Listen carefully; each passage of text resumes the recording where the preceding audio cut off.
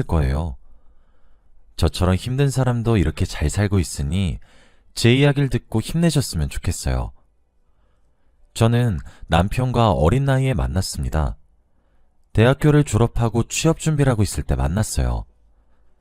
제가 중학교, 고등학교를 전부 여중여고를 나왔고 대학교도 여학생들이 많은 과를 가서 남자를 만날 기회가 없었습니다.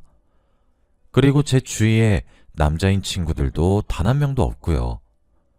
그런데 졸업을 하자마자 저에게 남자친구가 생겼습니다. 저보다 나이가 많은 오빠였는데 제가 취업 준비를 하고 있을 때 정말 많은 도움이 되었어요. 제가 힘들 때 옆에서 위로도 해주고 좋은 말도 많이 해주어서 힘이 되었죠. 그런데 남자친구의 딱 한 가지가 마음에 들지 않았어요. 바로 남자친구의 집착입니다. 항상 어디서 뭐라든지 사진을 찍어서 보내야 했고 전화를 받지 않으면 의심부터 했어요. 그런데 저는 그때 연애가 처음이었기 때문에 다른 사람들도 연애를 이렇게 불편하게 하는가 싶었어요. 남들도 다 저처럼 연애하는 줄 알았습니다. 그리고 저에 대해 모든 걸 알고 싶어 하는 남자친구를 보면서 저를 정말 사랑한다고 느꼈어요. 그래서 제가 더 잘하고 의심하지 않게 남자친구한테 믿음직스러운 모습을 많이 보여주려고 했죠. 그리고 남자친구도 워낙 팔불출이어서 주위 친구들한테 제 이야기를 많이 하고 다녔어요. 주위 사람들이 그만하라고 말릴 정도로 말이죠. 남자친구가 제가 이성들과 같이 있는 걸 좋아하지 않는데 제가 주위에 친구가 다 여자들 뿐이니 너무 만족해 하더라고요. 그래서 저도 남자친구와 제가 천생연분인 줄 알았습니다. 그러다 보니 남자친구의 그런 집착에도 오랜 연애를 할 수 있었죠. 제가 취업에 성공을 하고 저와 남자친구는 결혼을 했어요. 주위에서 너무 섣부른 판단 같다며 말리긴 했지만 이미 저희는 서로에게 미쳐 있었기 때문에 사람들의 의견은 듣지 않았어요. 부모님들까지 말릴 정도였지만 고집대로 해버렸죠. 결혼을 하고 나서 신혼생활 때는 이렇게 행복해도 되나 싶을 정도로 좋았어요. 저를 무지막지하게 아껴주는 남편과 안정적인 가정이 생기니 정말 행복했죠. 그런데 그때까지 저는 몰랐습니다. 그것이 바로 지옥의 시작이었다는 것을요. 저는 남편과 결혼을 하고 회사에도 당연히 열심히 출근을 했습니다.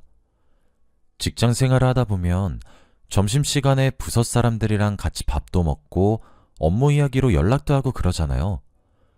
저도 당연히 그건 어쩔 수 없는 공적인 일이니까 남편이 이해해 줄 줄 알았습니다. 그런데 남편은 그것조차도 이해를 하지 못했어요. 업무 시간에도 전화와 문자가 계속 왔고 제가 바빠서 연락을 받지 않으면 화를 냈습니다. 그리고 제가 한두 번 받게 되면 상사들의 눈치가 이만저만이 아니었죠. 이뿐만이 아니었습니다. 매일 밤마다 퇴근하고 집에 들어가자마자 남편이 저에게 하는 말은 휴대폰 내놔 라는 말이었어요. 제 휴대폰을 1시간이 넘도록 뒤져서 이 사람이 누구고 무슨 이야기를 나눴는지 다 확인했죠. 제가 그 사람에 대해 말을 해도 남편은 믿지 않는 눈치였고 늘 의심했습니다. 아무리 설명을 해도 남편은 믿을 수 없는 듯한 눈빛으로 저를 쳐다보다가 어느 순간부터는 그 사람한테 남편이 연락을 했어요. 저도 몰랐던 사실이었는데 어느 날 출근을 하니까 과장님께서 저를 개인적으로 부르시더라고요. 한 번도 과장님과 단둘이서 뵌 적이 없어서 굉장히 기가 죽어 있었는데 갑자기 저에게 충격적인 말씀을 하셨습니다. 바로 제 남편이 어젯밤에 연락이 왔다고 말이죠. 과장님과 제가 공적으로 일 이야기를 한 것을 가지고 남편이 저에게 누구냐고 물어본 적이 있어요. 당연히 과장님이라고 설명을 했고 처음부터 끝까지 다 이야기해줬지만 믿지 않았습니다. 그런데 결국 제가 자는 시간에 남편이 저 몰래 과장님에게 연락을 했더라고요. 저 수진이 남편 되는 사람인데 혹시 과장님 맞으시죠? 라고 말이죠. 그래서 그날 과장님한테 정말 많이 혼났습니다. 이런 일이 한두 번이 아니에요. 항상 저와 잠깐이라도 대화를 했던 사람한테 남편이 스스로 연락을 해서 그 사람의 신분을 재확인했습니다. 이러다 보니 제가 난처했던 일들이 정말 많았죠. 하지만 더 심각한 상황은 따로 있었어요. 남편은 출근 시간 외에 저 혼자 밖에 나가는 걸 허락하지 않았습니다. 친구들도 만날 수 없었고 쓰레기를 버리러 나가는 것조차도 혼자 나가게 하지 않았어요. 이런 일 때문에 친구들과도 자주 못 만나게 되었고 점점 멀어졌습니다. 주말이 되면 너무 심심하고 외로웠어요. 남편은 컴퓨터 게임을 하거나 운동을 하러 나갔지만 저는 그런 거에 취미가 없었습니다. 그래서 남편한테 애완동물을 키우자고 했어요. 그럼 집안에 생기도 살고 남편과 제가 다시 사이가 좋아질 줄 알았습니다. 저의 제안에 남편도 좋다고 했고 얼마 지나지 않아 정말 귀여운 강아지를 남편이 데리고 왔어요. 그 강아지한테 엄청나게 많은 애정을 쏟아부었던 것 같습니다. 정말 작고 소중한 강아지 덕분에 제 삶이 조금 나아지는 것 같더라고요. 하루 종일 집에 있어도 강아지와 노는 것 때문에 전혀 심심하지 않았습니다. 강아지와 매일 붙어 있었고 남편과 같이 놀지 않아도 저는 괜찮았죠. 그런데 어느 날 퇴근을 하고 집에 들어갔는데 집에 강아지가 없었습니다. 집에 있던 남편한테 강아지에 대한 행방을 물으니 다른 집에 보냈다고 하더라고요. 너무 놀랐고 화가 미친 듯이 났습니다. 저한테 물어보지도 않고 멋대로 행동하는 남편한테 그때 울분이 터진 것 같아요. 남편이 강아지를 보낸 이유도 어이가 없었습니다. 자신보다 강아지를 더 좋아하는 것 같아서 질투가 나서 그랬다고 해요. 그 말을 듣는 순간 화가 머리끝까지 차는 느낌이 들었고 남편은 눈치 없이 휴대폰을 달라고 했죠. 저는 남편한테 줄 제 휴대폰을 바닥에 던져버리고 말았습니다. 더 이상 저도 참을 수 없었어요. 남편 때문에 일상생활이 불가능해질 정도로 구속이 심해지고 있었고 회사에서는 저와 대화를 조금이라도 하면 제 남편한테 연락이 가니까 다들 저와 대화를 하지 않으려고 했거든요. 남편은 저의 폭력적인 모습을 처음 보고 굉장히 놀라했죠. 남편이 놀라는 모습을 보고 효과가 있나 싶었는데 전혀 아니었습니다. 오히려 남편이 더 화를 냈어요. 제가 던져서 부서진 휴대폰을 주워들더니 더 세게 집어던졌습니다. 그것도 땅바닥이 아니라 벽으로 말이에요. 그래서 저희 집 벽에 구멍이 났어요. 저도 처음 보는 남편의 폭력적인 모습에 굉장히 겁을 먹었습니다. 잘못하다가 맞을 수도 있겠다는 생각을 했던 것 같아요. 제가 던져서 부서진 휴대폰들을 들면서 손이 다쳤는지 남편은 손바닥에 피가 나오고 있었고 저에게 말을 했어요. 나한테 함부로 화내지 마. 그 말을 듣는데 얼마나 소름이 돋았는지 모릅니다. 온몸이 오싹했고 이 사람이 제정신도 아닐 수도 있겠다는 생각을 그때 처음 했어요. 그날 이후로 저는 하루하루를 고통 속에서 살아야 했고 남들한테 피해를 줄까봐 제가 먼저 사람들과 거리를 뒀습니다. 퇴근하고 집에 들어가는 게 너무 우울했고 야근을 일부러 하고 싶을 정도였어요. 그런데 제가 이렇게 우울하고 슬픈 하루를 살고 있다는 걸 친구들도 알았는지 만나자고 하는 겁니다. 원래 남편이 저 혼자 친구들을 보게 하지 않는데 친구들이 제 남편에게 직접 연락을 했어요. 안 본 지 1년이 넘었고 제가 보고 싶다며 제 남편에게 친구들이 전화를 하니 남편이 못 이기는 척 저를 보내줬죠. 친구들은 눈치를 채고 대체 무슨 일이냐고 자신들한테 말하라고 했어요. 그 말을 듣는데 눈물이 펑펑 흐르는 겁니다. 그동안 힘들었던 것들이 파노라마처럼 머릿속에 다 지나갔어요. 그리고 친구들한테 그동안 제가 겪었던 모든 일화들을 하나부터 열까지 다 말했죠. 제가 말할수록 친구들의 표정이 점점 굳어갔습니다. 제가 생각한 것보다 친구들은 더 심각하게 받아들이고 있었죠. 그리고 저에게 해결책을 주었습니다. 막무가내로 나가보라고 했어요. 남편이 연락을 하더라도 다 무시하고 마음대로 놀라고 말이죠. 지금까지 남편이 저에게 한 행동은 도가 지나쳤다고 했습니다. 친구들은 오늘 자신들과 새벽까지 술도 먹고 클럽도 가면서 재밌게 놀자고 했어요. 한번 이렇게 막 나가야 남편이 정신을 차린다고 말이죠. 친구들의 말에 저는 흔들렸고 결국 친구들의 의견을 따르기로 했습니다. 그리고 남편이 말한 통금 시간 10시가 지났고 저는 남편의 연락을 받지 않았어요. 아직 20대였던 저는 결혼하고 처음으로 나이 또래에 맞게 술도 진탕 먹고 클럽도 갔어요. 사고는 치지 않았고 정말 오랜만에 친구들과 재밌게 놀아서 스트레스도 풀렸습니다.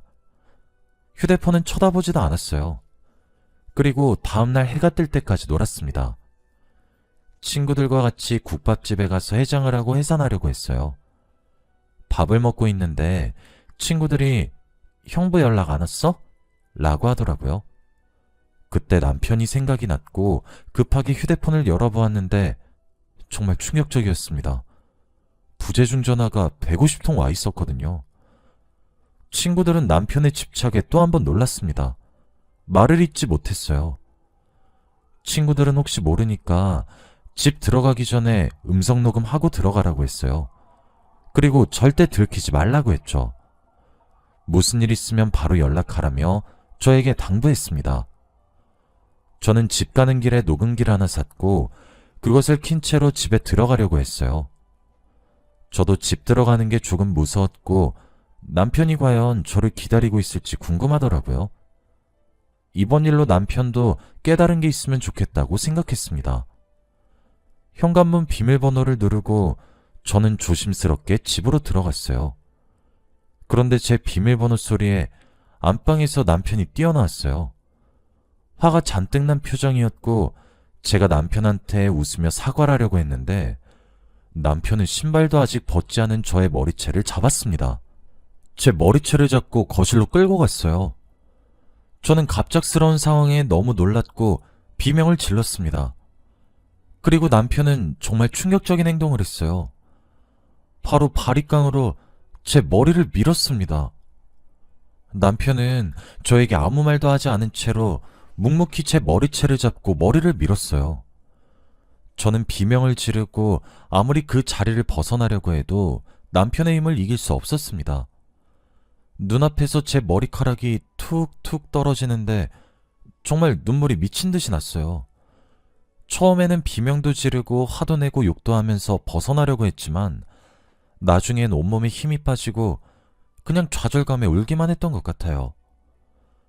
펑펑 울면서 제 머리가 떨어지는 걸 눈앞에서 보고 난 후 얼마 지나지 않아 바리깡 소리가 멈췄습니다. 제 머리카락이 다 사라진 느낌이 엄청나게 났죠. 저는 이 사람과 더 이상 살 수 없겠다는 생각이 들었습니다. 제가 알던 사람이 아니었어요. 그 순간 남편이란 존재가 악마처럼 보였고 너무 무서웠습니다. 그저 그 사람과 함께 있는 공간을 도망치고 싶었어요. 그런데 남편은 제 어깨를 힘껏 꽉 잡고 말을 했습니다. 어깨가 빠질 정도로 너무 아팠는데 남편은 저에게 소름 돋는 말을 했어요. 너 도망치면 내가 끝까지 찾아낼 거야.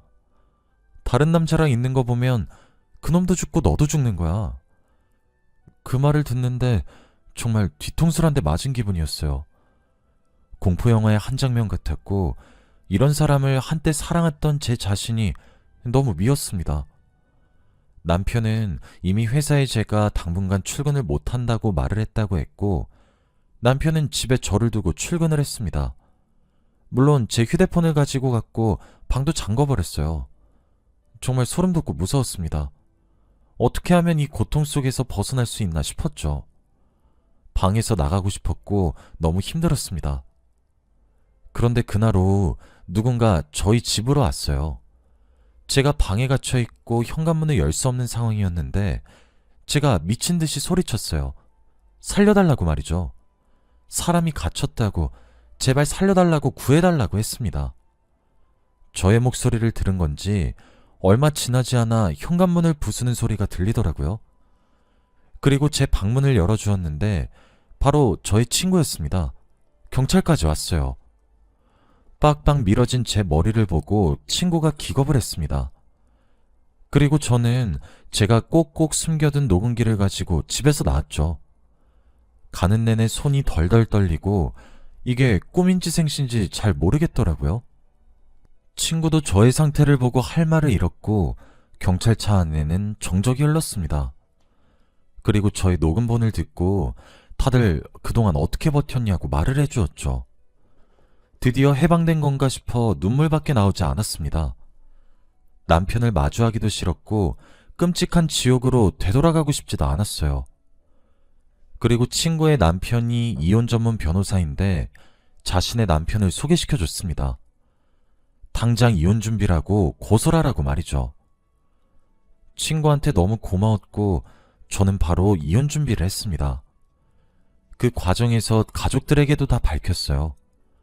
한 번도 이 이야기를 한 적이 없는데 제가 그동안 남편한테 어떻게 구속을 받아왔고 어떤 고생을 했는지 다 알게 되시니 어머니와 아버지가 펑펑 우셨습니다. 부모님이 오열하시는 걸 보는데 그 어느 것보다 마음이 아프더라고요. 그리고 제 머리카락이 없는 걸 보고 더 슬퍼하셨습니다. 저는 경찰들과 부모님의 도움으로 그 사람을 마주하지 않은 채 고소를 진행했고 다행히 승소를 했습니다. 합의는 전혀 할 생각이 없었고 무조건 처벌을 받길 원했어요. 전 남편은 저에게 찾아와서 사과를 하고 싶다고 100번 1000번 말했지만 저는 한 번도 봐주지 않았습니다. 그런데 더 충격적인 사실을 이혼소송 과정에서 알게 되었어요. 재판을 준비하면서 전 남편이 정신과 상담을 받았는데 사이코패스 성향이 있다고 합니다. 그래서 사람한테 공감도 잘 못하고 자신밖에 모른다고 해요. 연애 때 슬픈 영화나 감동적인 영화를 봐도 눈물 하나 안 흘리는 걸 보고 그저 감정이 메마른 사람인 줄 알았는데 사이코패스 성향 때문에 그런 줄은 상상도 못했습니다. 그 검사 결과를 보고 더 충격에 빠졌던 것 같아요. 제가 그동안 사이코패스를 사랑하고 같이 살았던 거잖아요. 그 충격이 얼마나 컸는지 모릅니다. 저는 전 남편과 헤어지고 이제 제 인생에 사랑은 없는 줄 알았어요. 그런데 정말 운명이란 것은 있는 건지 저에게도 다시 새로운 사랑이 찾아오더라고요. 바로 지금의 남편인 사람입니다. 남편은 전 남편 소송 문제로 경찰서를 자주 가면서 알게 된 경찰관이에요. 제 담당 경찰은 아니었는데 늘 자신 담당처럼 많이 챙겨주시고 이야기도 많이 들어주셨죠. 그리고 제 말에 공감도 잘해주시고 늘 집까지 데려다 주셔서 주위 사람들도 이미 이 경찰관이 저를 좋아한다는 걸 눈치챌 정도였습니다. 그리고 남편과의 기나긴 소송이 끝날 때까지 제 옆을 지켜주셨죠. 그렇다 보니 저희는 자연스럽게 연애를 하게 되었고 결혼까지 골인했습니다. 지금의 남편과 살다 보니 정말 건강한 결혼 생활이란 것이 어떤 건지 알 것 같아요. 서로에게 좋은 영향만 끼치다 보니 하루하루 살아갈 낙이 생깁니다. 이 사람과 만나기 위해 이렇게 먼 여정을 떠났던 건가 싶을 정도로 말이죠. 그리고 저는 이 남자와 결혼하면서 임신까지 했습니다. 전 남편과 만났을 때는 스트레스 때문에 아이를 가지지 못해서 포기했었는데 지금의 남편과는 엄청나게 빠르게 임신에 성공했어요. 그리고 저는 지금 만삭입니다. 정말 신기하고 놀라운 일이죠. 그리고 얼마 전 충격적인 소식을 알게 되었어요. 저의 전 남편이 얼마 전 수감되었다고 합니다. 저와 그 일이 있고 나서 감옥에 간 뒤 출소를 하자마자 또 사고를 쳤다고 해요. 다른 여자한테 집착을 하다가 결국 사람을 다치게 했다고 합니다. 그 피해자는 지금 의식불명이라고 해요. 그 이야기를 듣는데 그 사람은 평생 못 고치겠다는 생각이 들었습니다. 그 사람이 감옥에 들어가서 안 나왔으면 좋겠다는 바람도 있어요. 가끔씩은 그 사람이 저에게 찾아와서 해코지라도 할까봐 너무 무서운데 제 남편이 저를 잘 지켜주고 있으니 안심하면서 살고 있습니다. 지금은 저와 남편은 오로지 곧 태어날 아기만 생각하고 있어요. 남편은 저에게 정말 잘해주고 드디어 행복이라는 게 뭔지 알겠습니다. 앞으로는 남편과 아이만 생각하려고요. 그 일이 있고 나서 제 인생에 앞으로는 행복이 없을 줄 알았는데 또 그게 아니더라고요. 다들 힘든 일이 있다고 포기하지 마시고 헤쳐나가시길 바랍니다. 저도 정말 죽을 것 같이 힘들 때 악착같이 버텼어요. 여러분은 저 같은 일 겪지 않으셨으면 좋겠습니다. 사람 만날 때 섣불리 결정하지 마세요. 꼭 제대로 알고 콩깍지를 벗기고 결혼하시길 바랍니다. 저는 아직도 그 사람과 결혼했던 게 제 인생의 최대의 후회예요. 저의 이야기는 여기까지예요. 들어주셔서 감사합니다.